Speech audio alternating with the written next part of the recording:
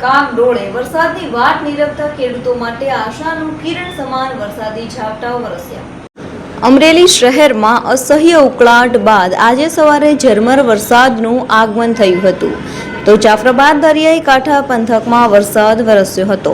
જાફરાબાદના હેમાળ, કડિયાળી, વઢેરા, બાબરકોટ ગામ વરસાદ પડ્યો હતો।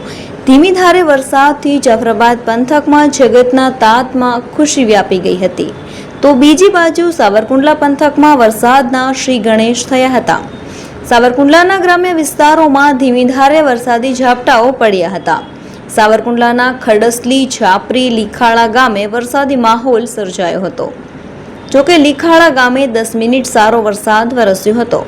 સાવરકુંડલાના નાની વડાળ અને વીજપડીમાં ઝરમર વરસાદ પડ્યો હતો। સાવરકુંડલા તાલુકાના હાડીડા ગામે વરસાદ પડ્યો હતો।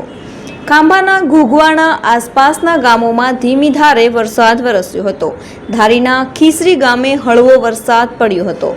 જાફરાબાદ બાદ અમરેલી, સાવરકુંડલા, ધારી અને ખાંભા પંથકમાં હળવો વરસાદી માહોલ બંધાયો હતો। કાગડોળે વરસાદની વાટ નીરખતા ખેડૂતો માટે આશાનું કિરણ સમાન વરસાદી ઝાપટાઓ વરસ્યા હતા।